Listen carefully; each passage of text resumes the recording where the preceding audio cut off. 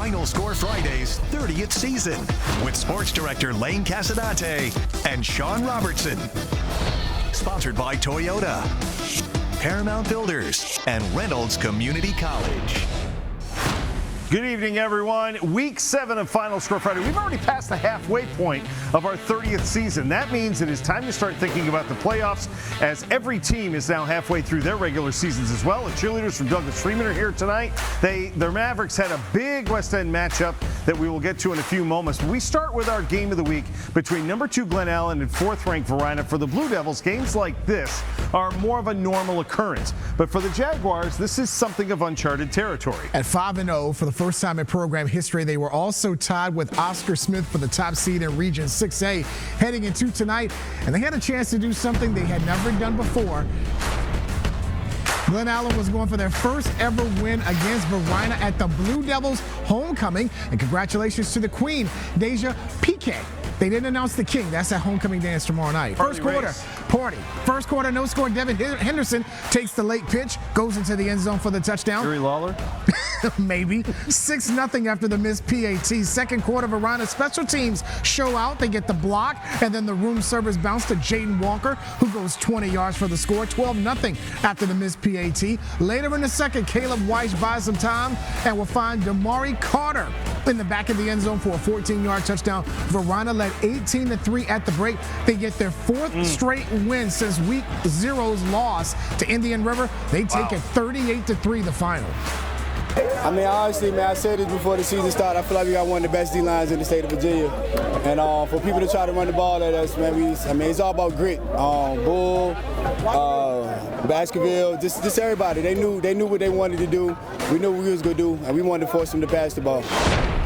Another top 10 matchup in Chester tonight. Number 1 Matulika visiting 9th-ranked Thomasdale, who was coming off a tough loss to Dinwiddie last week. The Warriors have just 1 win against the Knights in their last 8 meetings, and they didn't waste any time. Second play from scrimmage, Bryce Yates. 90 yards to Dylan Newton short. They will not get him. Nobody else even in the picture. 7-0 Warriors just 2 plays into the game.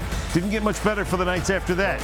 Yates with a 14-yard TD run. They missed the extra point, and that made it 13-0, and the Warrior defense makes it stand. They pitch the shutout. Jonah Loudon tips the pass down. First ever shutout of the Knights as Matulika stays unbeaten with a 13-0 win over Thomasdale. Another big matchup over on Forest Hill, our reigning team of the week. Number 5 Hugenot hosting Manchester. The Lancer had not lost to the Falcons since 2005, but Hugenot got going early. Linwood Johnson to Jamari Kane for the touchdown. The Falcons have an early 7-0 lead. Then John Washington, following his blockers, he'll get a 30-yard gain inside Manchester's red zone.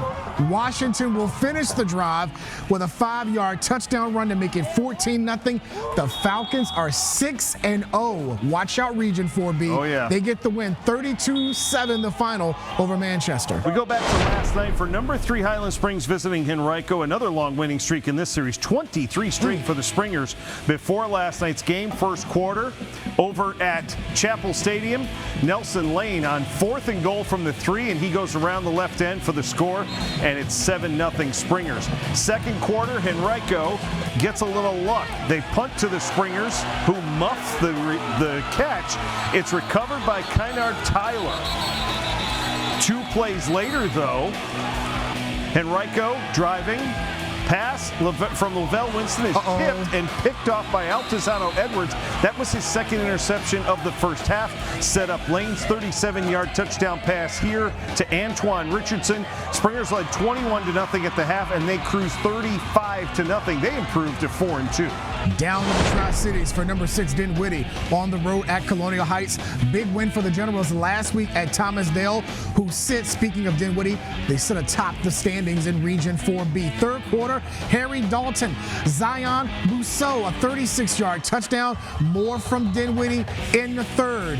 Kevion Wiggins in at quarterback hits Joshua Collins wide open, 16-yard touchdown to make it a huge lead for Dinwiddie. They coast 61-0 over Colonial Heights. Look for Dinwiddie to remain atop the Region 4B standings. We go back out to the West End for Thomas Jefferson and Mills Godwin. The Vikings snapped a 27-game losing streak to the Eagles last season. season, and they lead the Region 3B standings as they are undefeated. Godwin quarterback Luke Roberts hit as he throws, gets picked off by Rashad Cherry.